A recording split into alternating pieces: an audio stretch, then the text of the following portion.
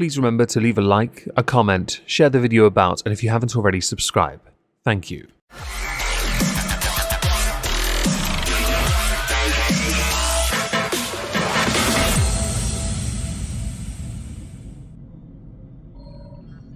As it is the month of Merry Meggy Moistmas, I am going to share this background with all of you here as well. Welcome back everyone to a Megon 2 Electric Boogaloo. Today we're going to be responding to a TikToker, 3 videos from that account in fact. Interesting to note though, the first video, which is the one that was shared about by the likes of TikTok, libs of TikTok, sorry, is deleted off their TikTok page and I can't help but wonder why. No doubt backlash will have negatively impacted them and they thought, scorched earth, that will fix it. The internet's forever, are you this much of a boomer? Now this person is British, so I'm allowed to criticise them. As if I wasn't before. We're going to play 3 videos, as I mentioned I have 3 anyway, each one covering a different facet of what they promote as a creator, whether it be talking about racism, misogyny and incelness, or the patriarchy. Have I given enough away already? Shown my hand perhaps? No? Well, I'll show theirs instead. Let's talk about the sleep gap. Yes, let's do that. As an insomniac that requires medication to sleep, non-addictive medication I might add, nor damaging to my liver in the slightest, I am keen to understand the sleep gap. Did you know that Black Americans do not sleep as well as white Americans do? No, I did not, but that's because I don't generally care about how others sleep, or how this is something that should be addressed, redressed, fixed, if it can be fixed. Although at this point, I'm starting to feel like Babylon Bee might have had a point back in 2021. The Centre for Disease Control and Prevention conducted and published research in 2020 on sleep in the US. The results showed that 43.5% of Black or African Americans had trouble sleeping, compared with 30.7% of white respondents. Do you think that the time period of 2020 might have had something to do with it? There was a lot of hysteria, a lot of fear, a lot of anxiety caused by coronavirus. There was much in the way of discussion about how this affected COVID, that is, different racial groups. Or are you using this as a way to push the other message of, America, you be racist? Bro, see? Not enough slept, brother. Black and Latinx people in the US spend 15% of their night in deep sleep, which is the most restorative and regenerative phase of sleep, compared to 20% of white Americans. That same study you're citing also said women were more likely than men to have trouble both falling asleep and staying asleep. Non-Hispanic Asian adults had less trouble falling asleep and staying asleep, and non-Hispanic white adults have more trouble staying asleep. Yes, I actually know how to look things up. I'll link it down below if you're interested to read a sleep study. You might find, unironically, it will help you to sleep.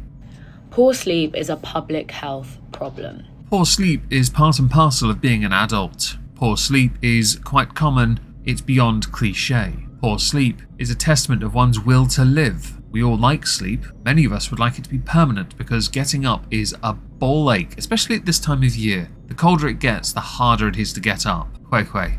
Whether it's because of historical stress, maltreatment, or health inequities, Black Americans do not sleep enough. Earlier you said Latinx, which is a shit term, and Black Americans spend 15% of the night asleep, compared to 20% of white Americans. That's what you said. Very poorly phrased, because I think you meant 20% for white Americans. That gap, that disparity of sleep, isn't that big, really, is it? I feel like you're making a massive point out of 5%. But since you got other points in different videos and all of it quite asinine, I think this seems to fall handily within a theme of your content. And poor sleep is a feedback loop, and the effects of poor sleep mean you're more likely to get bad sleep again. As someone that has had bad sleep for over 20 years now, I can in fact confirm this is true. But race does not play a part. As you can tell, I'm blue. Although that could be because it's quite chilly at this time of year. This sleep gap is worsened for people that are low income, disabled, or undocumented. Is this the part where I point out the way you frame your entire video is to imply that that is majority those of Black minority ethnic background, yet poverty affects everyone, it is indiscriminate. But I know based on other content, you do believe in privilege based on race. Each state is very different culturally, each state is very different racial fabrically. That's not a word, is it? Do continue. Looking back to the enslavement of Black people in the US, fatigue has been used as a measure of control. against black people. I like that you are becoming more Americanized, because you damn well know these arguments don't hold much weight in the United Kingdom, and as is often the case because America is the centre of the world, what happened to America and the slaves in America is vastly worse than anything experienced by anyone anywhere at any point in time. And then insert your goalpost moving remarks here. There are plenty of them, and I can't be asked to list them all off in this video. We have far too much to get through. This is why several campaigners and academics are pitching sleep as an act of resistance for the black community.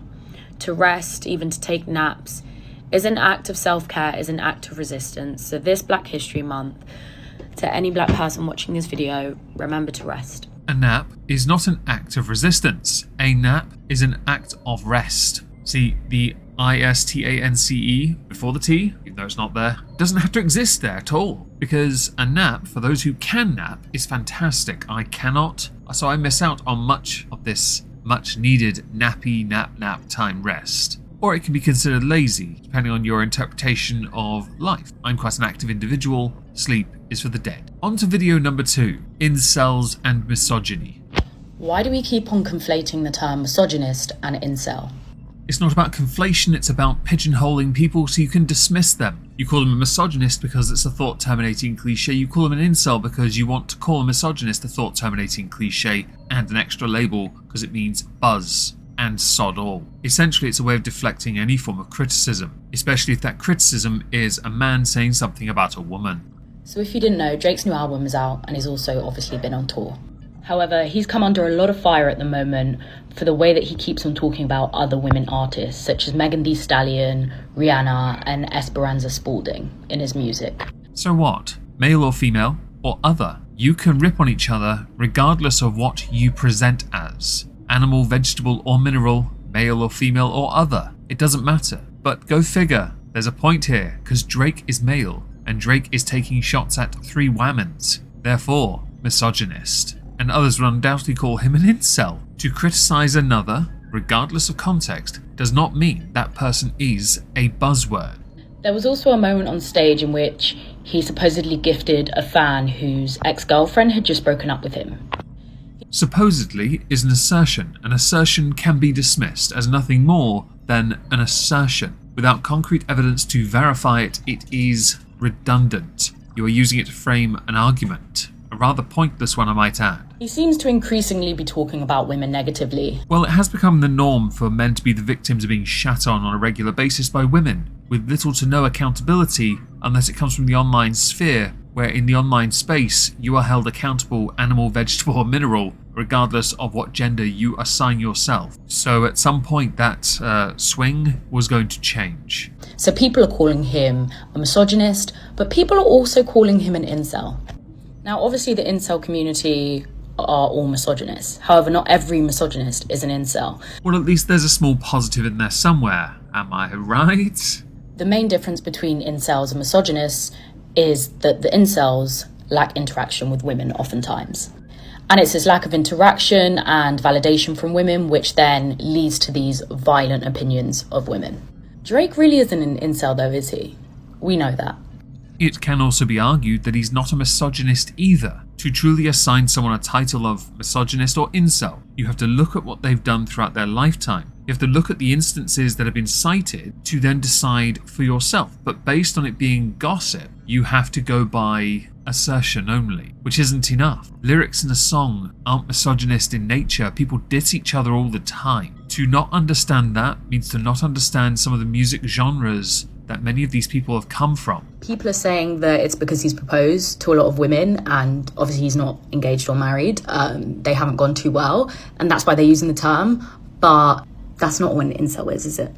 However, people choosing to paint him as an incel is interesting because they think that that's almost a better insult than the word misogynist. It is, quite frankly. It's a better insult if the person is not an incel, because to be a misogynist in this day and age, in current year, is literally anyone that says anything negative towards a female or female presenting. How about that?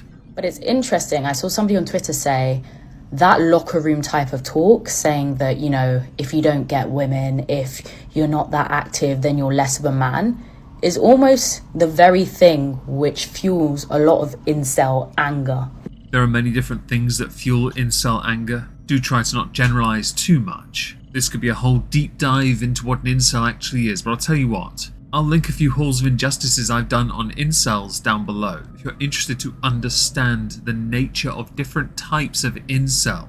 By using that term incel so flippantly and mislabeling people with it, does it perhaps downplay the strength of the word and the seriousness of the problem?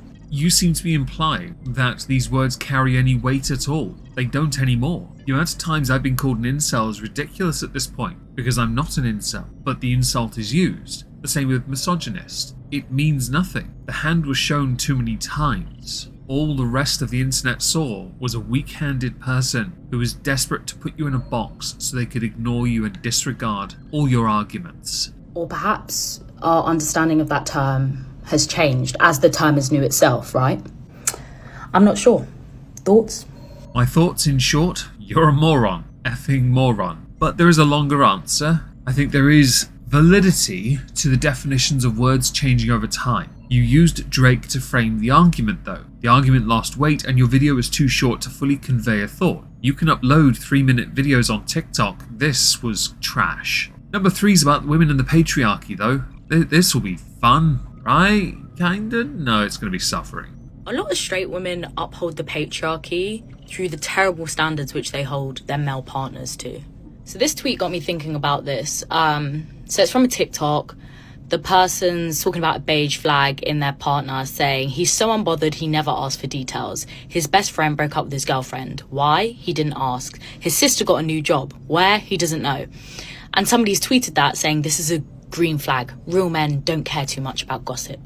The subject of what is or is not a real man is a very complicated one. A real man can be argued to be the possessor of an X and Y chromosome. A real man could be Stephen Regal, William Regal, a real man's man. A real man could be a hipster, an emo, a goth, a metalhead. A real man could just be a bloke, indifferent. There is a rise in popularity of what is called the Labrador or Golden Retriever man, somewhat simple with a very domineering partner. To be unbothered though is quite typical for a lot of guys. I personally do not care for gossip. I zone out whenever people talk about it in my presence, because it means nothing to me. Is that not a green flag to not care about those kind of trivial things? Or is it something subjective to the individual? Oh, and for those who don't know, a beige flag is a term referring to an odd or quirky characteristic, but not one that is innately good or bad.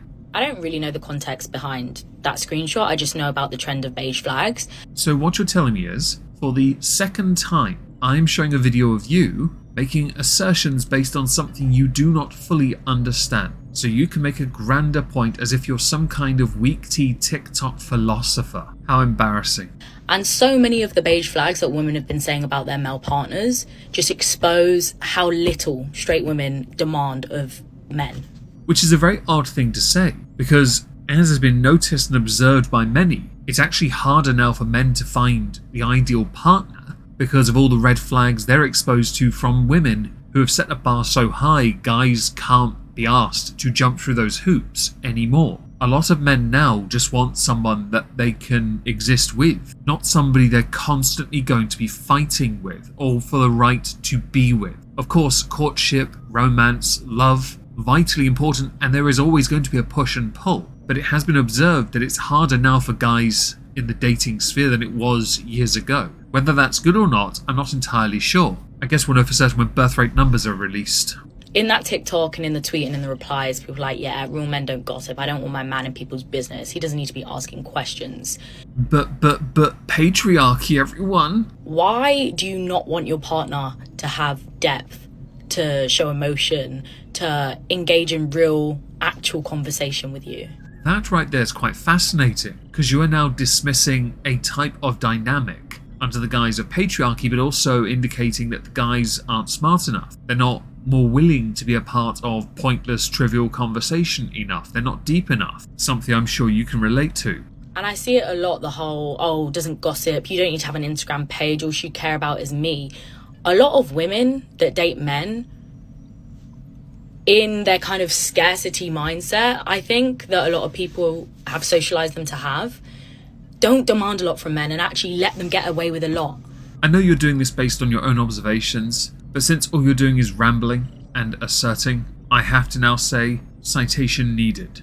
That man that isn't asking you questions when you're having conversation, that's really emotionally absent to you, is going to be a rubbish father. He's not going to remember his children's birthdays. He's not going to know what subjects they're studying at school. Oh, arbiter of truth. Haven't said that in a while. Tell me more. You're still asserting things and assuming things. A man can be a good father without having to be an emotional bedrock. Many guys would rather be the other version, to be the strength of the family, the breadwinner. And that's still, in many places, yes, I'm asserting it as well, socially acceptable. In fact, you don't think it is because you want your man to be very timid and very emotionally open is your preference. You're looking down on other people. Your inner condescending bitch face is coming out. I'm not sure it's okay. He's not going to have great conversation with you either. Like, at the end of the day, when you're old and kind of dying with your husband,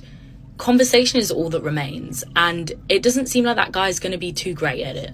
Well, since the number of successful marriages lasting is going down anyway, it is highly unlikely you'll still be with the same man. Additionally, it is likely many people will be in a care home surrounded by other people because their family are too lazy to go and see them. Yes, that's a shot at anyone that doesn't go and see their loved ones. You should. When we're in our later years and we don't have much, all we have are the little things. People change over time. No one stays the same throughout their entire life. You are remarkably dumb, you know. And I'm hoping by the time you're old and grey, you will have at least located 2 additional brain cells to rub the one that is malfunctioning. And that also, all of this also relates to this new phenomenon of women attacking sassy men. Sassy men being any man that people kind of deem to be feminine in ways or soft in ways. First of all, it's homophobic. I assume you realise the contradiction from the last video to this, right? The hypocrisy. Also, not all sassy men are gay, alright? Some people just know how to clap back and some do it in a very flamboyant manner. They don't have to be gay as well. It's not mutually exclusive. Men can be feminine, and being feminine isn't a bad thing. There are many within the online space who would beg to differ with you on that. Second of all, the way that some women want men to be so locked in this binary and this performance of gender does not help women. Men being kind of emotionally kind of tough and being absent in conversation, in emotional labour, in family life, that's not good for women. It just leaves more labour to women in romantic relationships, in the family, in the workforce even. Ah, so to defeat the patriarchy, one has to, instead of elevating women, simply tear down what it means to be a man. That's interesting. It's totally novel, because the whole idea of gender as a social construct is going down the drain in the first place, people pushing for equality while simultaneously wanting all genders to be essentially abolished, whilst also wanting them to be recognised regardless of how utterly bonkers they are. What a fascinating idea, and totally unoriginal. And it also just seems like internalized misogyny when people see feminine traits as bad. There are some feminine traits that can be present in a man that can be considered good. There are some masculine traits that can be presented within a woman that can also be good. It depends on circumstance and the individual. You are so desperately trying to claw a point out of something that is a complete and utter nothing burger, because you are really trying hard, because you are a tryhard, to make a philosophical point where there isn't one to make about social sciences. Your hypocrisy across the 3 videos was blatant. The irony of your remarks were chef's kisses. The double standards, the double think is atrocious. I'm a terrible content creator, but because you're on TikTok, you're much worse. Ta-ta.